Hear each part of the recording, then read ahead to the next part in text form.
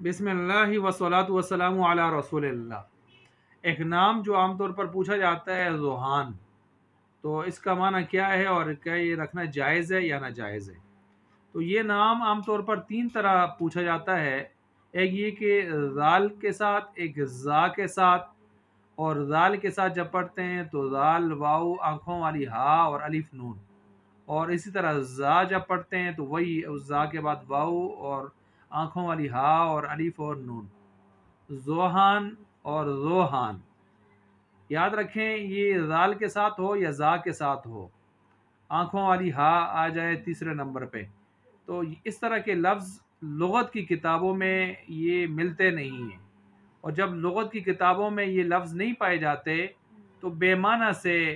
محمل سے لفظ ہوئے، تو یہ بے معنی اور محمل قسم کے لفظ بطور نام کے رکھنا یہ مناسب نہیں ہے۔ اور اگر اس کو تیسری طرح پڑھیں، مثلا زا واو اور ہا جو ہے وہ پڑھیں بغیر نقطے والی کی جو ہوتے، اور اس کے بعد الف نون ہو جائے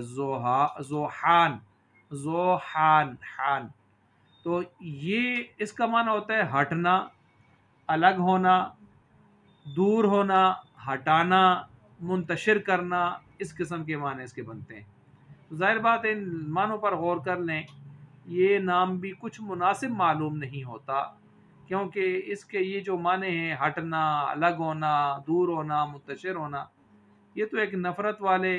اور کٹ جانے والے معنی ہیں جو اس میں پائے جاتے ہیں نا، تو اس لیے یہ نام بھی رکھنا کچھ مناسب معلوم نہیں ہوتا، اور پہلے والے تو رکھنا ہی نہیں چاہیے کیونکہ وہ بے معنی ہے، محمل ہے۔ یہ با معنی تو ہے لیکن یہ معنی جڑتے نہیں ہیں، مناسب نہیں ہیں، تو اس لیے ان کے بجائے کوئی اور مناسب سا با معنی، اور خاص کر ایسا نام کہ جو کسی صحابی کا ہو، انبیاء کا ہو، مقدس شخصیات کا ہو، وہ زیادہ بہتر ہوتا ہے۔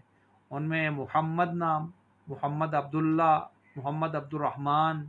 اس قسم کے نام زیادہ بہتر ہوتے ہیں۔